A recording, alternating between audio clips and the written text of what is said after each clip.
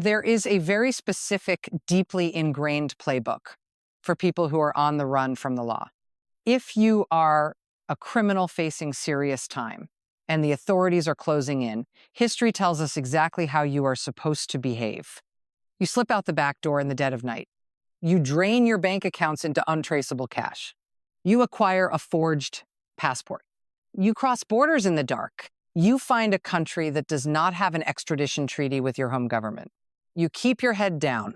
You stay off the radar. You certainly do not draw attention to yourself. You become a ghost because you know that if you step into the light for even a second, the authorities will slap the cuffs on you. That is how the criminal justice system is supposed to work on a global scale. That is the natural order of things. If you are accused of something horrific, you hide because you are terrified of accountability. But tonight we have to throw that entire historical playbook completely out the window because we are no longer living in a world where the worst accused criminals are afraid of the light.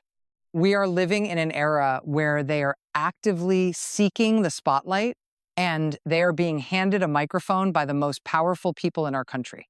Right now, sitting on the desk in front of me, I have a stack of documents that frankly defies belief.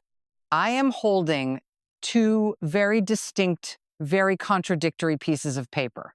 In my left hand, I have the terrifying accounting of an international criminal syndicate. I am looking at a staggering list of approximately 50 combined criminal charges. These are not white-collar crimes. These are not tax misdemeanors or zoning violations. These are charges brought by the sovereign governments of the United Kingdom and Romania. And the specific nature of these charges is the kind of thing that should make anyone with a conscience physically sick. We are talking about charges for rape.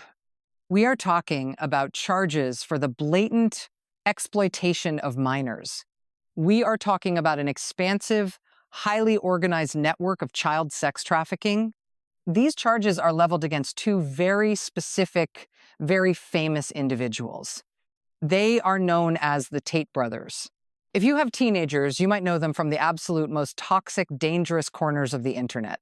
You might know them for their deliberate, calculated radicalization of young boys through their online platforms. By any normal metric of justice, these two men should be international pariahs. They should be the subject of global manhunts. They should be cowering in a basement somewhere in Eastern Europe, jumping at their own shadows. But they are not. In fact, they are doing the exact opposite of hiding. And that brings me to the document I am holding in my right hand. Because right next to this horrifying list of 50 international sex crime charges, I have a brand new, highly urgent letter. It is a formal demand letter drafted by a sitting congresswoman. It was just submitted directly to Representative James Comer. James Comer is the Republican chairman of the House Oversight Committee. This letter is a desperate, screaming alarm bell demanding an immediate congressional investigation. Now, you have probably seen the headlines floating around today. You have probably seen the cable news alerts flashing across the bottom of your screen about extradition treaties. You have seen the internet buzzing about their potential legal troubles overseas. You have seen the headlines, but here is what they are completely hiding and what the mainstream press is totally missing. These two accused child sex traffickers are not acting like fugitives. They are acting like political dignitaries. Because despite facing 50 heinous charges in allied nations, they have been allowed to come right here to the United States. And they are not hiding in the shadows of America either. According to the jaw-dropping details in this newly filed congressional letter, the Tate brothers were casually walking the halls of power just last week. They were literally on Capitol Hill. They were not there on a public tour to look at the statues. These accused traffickers were taking face-to-face meetings with Republican members of the United States Congress. Think about the sheer, unadulterated audacity of that for a moment. Men facing 50 charges of rape and child sex trafficking were openly shaking hands with American lawmakers. They were walking through the same halls where our laws are written, being treated as honored guests by members of the Republican Party. This is a level of brazen untouchability that makes the mob bosses of the 1920s look amateurish. They are publicly flaunting their connections to the highest levels of our government. They are broadcasting to the entire world that they do not fear the law because they believe they are protected by the people who make the law. And that is exactly why this letter sent to the House Oversight Committee today is going to completely rock Washington to its core, because it forces the ultimate question out into the open. Why are the people elected to protect us rolling out the red carpet for accused international predators? We are going to dig into the exact text of this letter. We are going to look at the specific names they are demanding answers from, because the rot goes much, much deeper than a simple meeting on Capitol Hill. Imagine wielding the entire geopolitical weight of the United States federal government just to keep your favorite internet podcasters out of a Romanian prison. That is the staggering, almost unbelievable reality we are looking at tonight. But let us rewind for a second and look at the tape to see exactly how this nightmare was engineered. For years, we watched the Tate brothers desperately try to ingratiate themselves into the Trump orbit. They loudly and openly supported Donald Trump when he was running for office. They mobilized their massive, highly toxic online platform to back him, urging their followers across the world to do the same. They were working on overdrive to ensure that when the time came, they would have direct, unfettered access to the administration. They knew the criminal charges were coming from multiple countries, and they needed a powerful shield to maneuver around them. And now, according to the document sitting right in front of me under this magnifying glass, they may have actually found that shield. Let us look at the precise text of this new demand. This is a formal, written letter sent by a sitting congresswoman directly to Representative James Comer. He is the Republican chairman of the House Oversight Committee, the man holding the gavel and controlling the docket. Now, if you watch the mainstream media, you will hear a lot of noise about Donald Trump Jr. You will hear about how Don Jr. has spent years cultivating a relationship with these reprehensible figures. But there is another name buried in the text of this letter. It is a name the mainstream press is apparently terrified to say out loud. They are completely ignoring the youngest son, Barron Trump. This congressional letter is pointing a direct, unblinking spotlight right at Barron. The Congresswoman is explicitly asking for an investigation into exactly what Barron Trump has been doing behind the scenes. She wants to know if he has been in direct communication with these accused sex traffickers. More importantly, the committee is being asked to investigate if Barron Trump has weaponized his influence within the administration to protect them. But the demands in this document go even deeper than the president's children. We need to talk about the diplomatic back channels, because this letter is demanding to see the communications between Trump White House officials and the sovereign government of Romania. Romania is the country desperately trying to prosecute these brothers for the brutal exploitation of minors. Is the American White House secretly pressuring a foreign ally to drop child sex trafficking charges as a political favor? That is the chilling question this letter is forcing onto the public record. And here is the most crucial, brilliant legal maneuver in this entire document. The Congresswoman is not asking for a polite, friendly chat to clear the air. She is not asking for these men to sit down in a windowless room behind closed doors with no cameras rolling. She is not asking for a little transcribed interview that can be heavily redacted and quietly buried in a filing cabinet. Those days of quiet, polite cover-ups are over. This letter demands that both Barron Trump and Donald Trump Jr. be dragged out into the light. It demands that they sit before the Oversight Committee under the glare of the television lights. It demands that they come forward, take an oath, and testify publicly in front of the entire American people. They are going to have to explain, on the record, why the power of the White House is allegedly being used to shield accused international predators. It is very easy to look at a story like this and dismiss it as a bizarre, modern sideshow. It is incredibly tempting to look at these internet personalities with their flashy cars and their ridiculous posturing and write the whole thing off as a digital circus. You watch the podcast, you see the massive online followings, and you convince yourself that this is just a pop culture anomaly. You tell yourself that this is just a couple of arrogant influencers who finally flew too close to the sun. But if you stop there, if you only look at the surface level of this international scandal, you are missing the entire point. You are missing the absolute catastrophe that is unfolding right in front of our eyes. Because this is not just a scandal about a couple of toxic internet celebrities trying to dodge international warrants. This is a story about the deliberate, systematic, and highly calculated dismantling of the American justice system from the inside out. We are watching the fundamental machinery of our democracy being rewired to protect the worst people on planet Earth. And the most infuriating part of this entire nightmare is the breathtaking, staggering hypocrisy of it all. Let us take a walk down memory lane for a moment and remember the promises that were made on the campaign trail. Remember the rhetoric we heard from this administration when they were begging for your vote? A major central theme of their campaign was this grand promise to hold the elite accountable. They stood up at rallies in front of thousands of cheering supporters and swore they were going to dismantle the echelon of untouchable elites. They promised to go after the people who operate with absolute impunity, especially those committing horrific acts like sex trafficking. They looked directly into the camera and made a very specific, very direct promise regarding the Jeffrey Epstein files. They promised that those files would finally see the light of day and that the monsters hiding in those pages would be exposed. But what actually happened when they took power? Obviously, those files have never been released. In fact, the reality is the exact terrifying opposite of what they promised.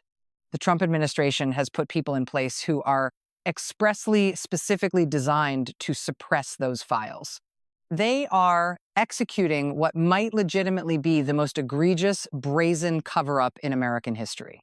Because as Donald Trump himself reportedly admitted to former Congresswoman Marjorie Taylor Greene, if the Epstein files were released, my friends would get hurt. They know that those files contain the names of many rich, powerful people, including major Trump donors and loyal Trump supporters. So they are not serious about the Epstein files, and they never, ever have been. Instead of accountability, they are building a fortress to protect these accused predators. And they have chosen a very specific architect to build that fortress. They have placed Donald Trump's former personal attorney, Todd Blanche, at the absolute helm of this massive cover-up. Todd Blanche is the man they are now trying to install as the Attorney General of the United States of America. Think about the sheer gravity of that decision for a moment. The top law enforcement officer in the country, the person tasked with protecting the vulnerable and upholding the Constitution, is a man actively shielding the elite. This is a man who has allegedly doxed survivors in a calculated attempt to silence them and force them to back down. They are putting a man accused of intimidating victims in charge of the Department of Justice. And the level of corruption, the sheer volume of self-dealing happening right now is so staggering that it occurs multiple times a day in broad daylight.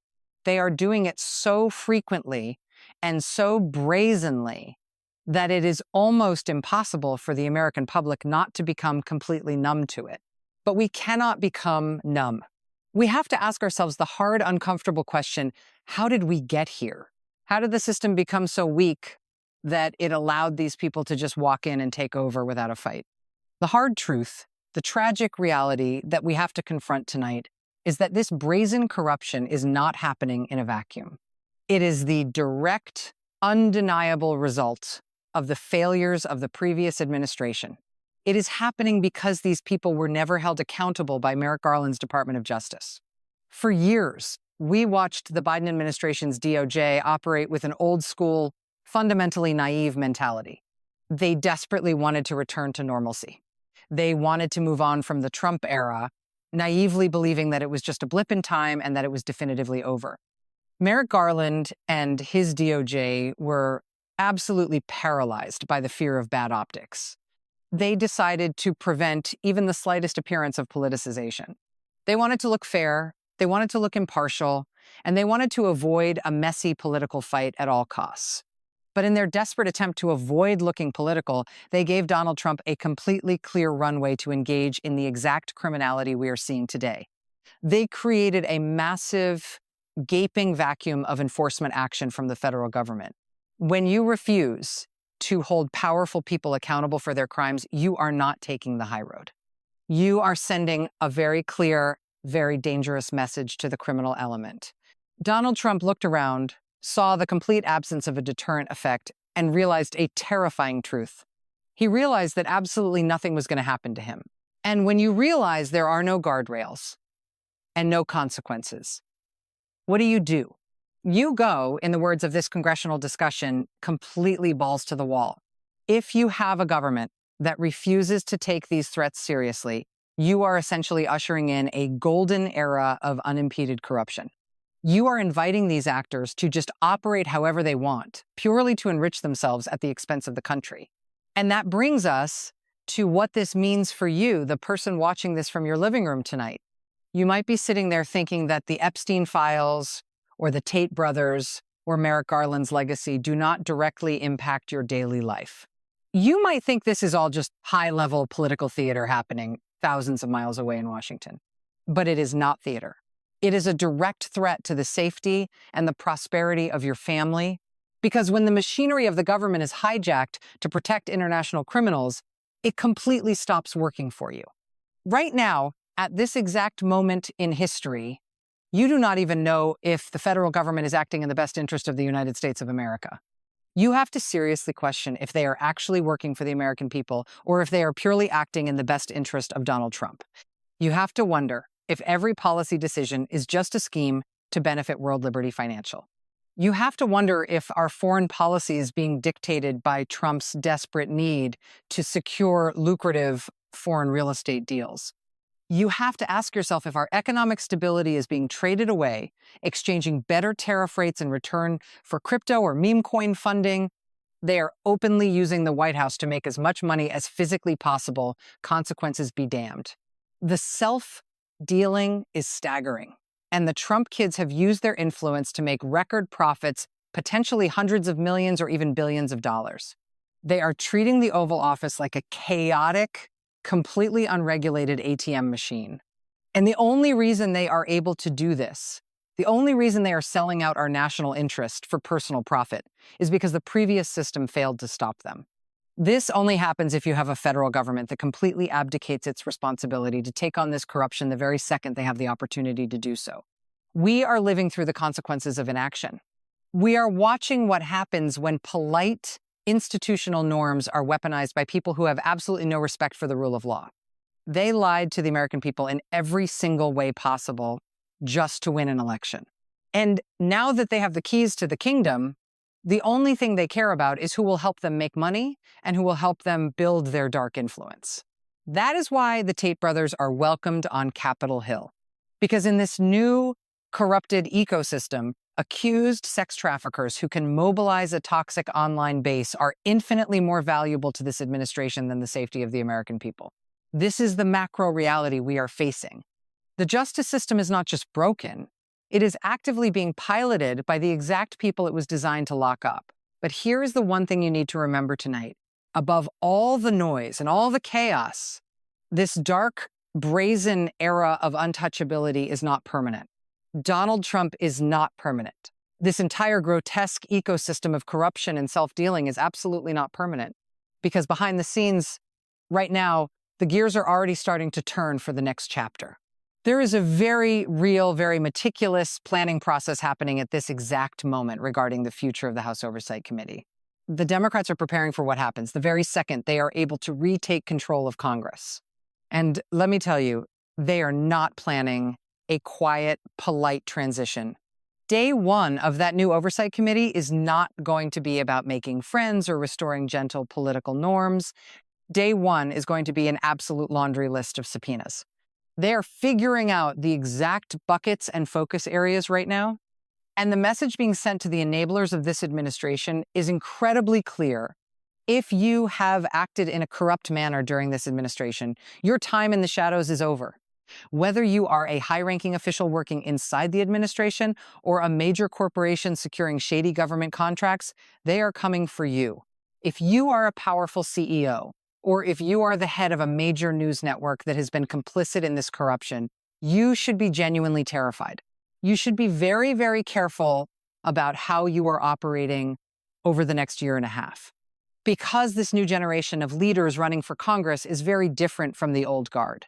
They are not going to let you walk away with a quiet, unrecorded, transcribed interview behind closed doors. You will be dragged forward, you will be placed under oath, and you will be forced to answer for your crimes in the glaring light of day right in front of the American people. So here is what you need to do in the coming days and weeks. Keep your eyes glued to the upcoming docket of the House Oversight Committee. Watch carefully as they finalize these subcommittees and start actively drafting those witness lists. Pay very close attention to the names that start dropping when the subpoenas finally begin to fly. Because accountability might have been delayed by the cowards of the past, but it is officially on the horizon. Justice is coming, and this time it is going to be televised. Thank you for staying with us and wading through the absolute weeds of this incredibly dark story tonight. We will see you again tomorrow.